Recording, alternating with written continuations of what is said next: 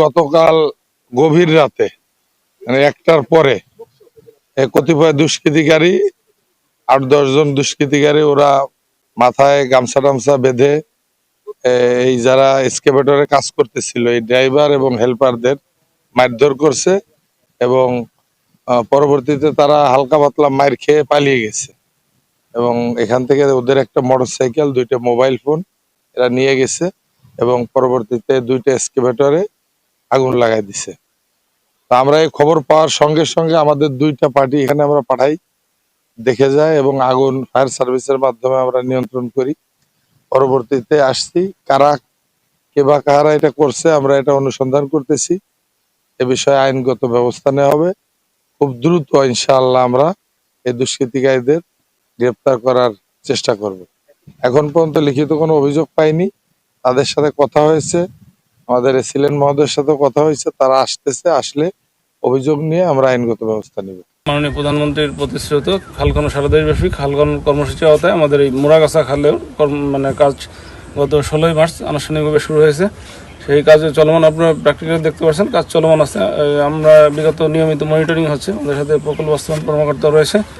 গতকাল রাত্রে আমরা জানি কে বা কারা বা দুর্বৃত্তরা এটা কোনো কারণ ছাড়াই এটা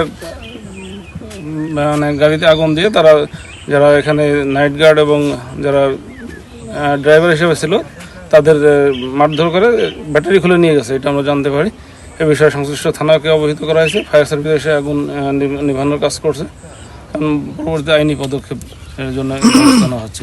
কাজের মান কিন্তু আমরা যতদূর সম্ভব সুন্দর করার চেষ্টা করেছি এবং এখানে কোনো এলাকার লোকের সাথে বা কারো জমি জমার সাথে কিন্তু আমাদের কোনো বিরোধিতা নেই, এখানে ছিলও না এবং তারা স্বতঃস্ফূর্তভাবে আমাদেরকে হেল্প করেছে যে কোনো বিষয়ে, যে এখানে এই পাশ দিয়ে করলে ভালো হবে, জিনিসটা এইভাবে আছে, সব কিছু বিবেচনা করে বলে কাজটা করা আছে। কিন্তু গতকালকে রাতে তারা যখন রাত 10টার দিকে এখানে 10টা পর্যন্ত কাজ করার তাদের সাথে নিয়ম আছে, তো তারা 10টার দিকে কাজ যখনই বন্ধ করছে, তারা বন্ধ করে ড্রাইভার এবং আমাদের এখানে 2জন নাইট গার্ড ছিল, তারা এখান থেকে বাসার দিকে যাবে আর নাইট গার্ড থাকবে। সেই মুহূর্তে এখানে 10-15 জন আতঙ্কিতভাবে একটা গাড়ি নিয়ে এসে এবং অস্ত্র সহ ছিল তাদের কাছে, তারা আতঙ্কিত হামলা করে আমার যে ড্রাইভার সাহেব আছেন তাকে প্রচণ্ড মারধর করার পরে গাড়ির ব্যাটারি ট্যাটারিগুলো খুলে নেয়। এর মাঝখানে 2জন কোনোরকম পালিয়ে গিয়েছিল, তারা লুকিয়েছিল সামনের দিকে, কিন্তু ফোন দিতে পারতেছিল না, কারণ তাদের পিছনেও ধাওয়া করা হয়েছিল, কারণ এনারা সংখ্যায় প্রায় 10-15 জনের মতো ছিল।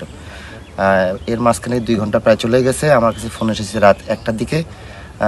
আমি তাৎক্ষণিক থানাকে অবহিত করি এবং থানা থেকে ফোর্স এখানে আসে এবং ততক্ষণে এখানে গাড়িতে আগুন দিয়ে দেওয়া হয়েছিল এবং ফায়ার সার্ভিস এসে আগুন নিভাইছে, কিন্তু 2টো গাড়ি একদম যেটা ছাই হয়ে গেছে।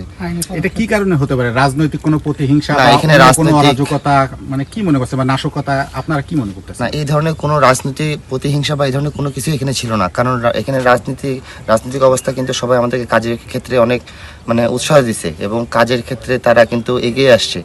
আপনারা এর আগেও ডিসি স্যার যখন এসেছিলেন তখনই কিন্তু রাজনৈতিক দল কাজের মান নিয়েও কিন্তু তারা বলেছে যে এবং খুব সুন্দর হয়েছে এবং কুষ্টিয়া বা আপনারা নিজেরা দেখলে বুঝতে পারবেন যে কাজের মান যদি খারাপ হতো তাহলে এলাকাবাসী থেকেই একটা ক্লেম আসতো, সেই ধরনের কিন্তু কোনো কিছু আসেনি। কিন্তু ভালো কাজ করার পরও এখানে আমরা একটা প্রতিহিংসার শিকার হয়ে গেলাম, যেখানে 2টি ভেকু, এটা কিন্তু 2-1 টাকার জিনিস না, এটা রাষ্ট্রেরও ক্ষতি, আমাদের কাজেরও ক্ষতি। এখন এই কাজটা উঠাতে গেলে কেউ যে সাহস নিয়ে আমার কাজটাতে আগাবে সেটা কিন্তু সম্ভব হয়ে উঠবে না আমার জন্য। ধন্যবাদ। যারা আহত হয়েছে তারা এখন কোথায় আছে? আহত বলতে তাদেরকে হাতে এবং পায়ে মেরেছিল, ওদেরকে তো মেইনলি হচ্ছে মার বলতে যে একদম ছেঁড়াছাটা মার তা না, তাদেরকে মারছে, মারার পরে তাদেরকে বেঁধে রেখে গাড়ি থেকে ব্যাটারি খুলে ওদেরকে দূরে নিয়ে যায়, ফেলে দিয়ে গাড়িতে আগুন দিয়ে চলে গেছে। আপনারা কাউকে চিনতে পারছেন? না, তারা সবাই মুখে এটা কি উপকার হচ্ছিল না ক্ষতি হচ্ছিল? না, এটা আমাদের ক্ষতি উপকার হচ্ছিল, কিন্তু এই কাজটা এরকম ভাবে করা ভালো হইল না, বুঝেন নাই? আসলে এরা কি চাঁদা চাইছিল? এটা আমারও জানা নাই কোন ভাবে কি হইল, এটা আমরাও জানিনি। আমরা ধরেন আসি কর্মী, এমন দিন খাটাখাটনি করি, নামাজ কালাম পড়ে খাওয়া দেয় শুয়ে পড়ি।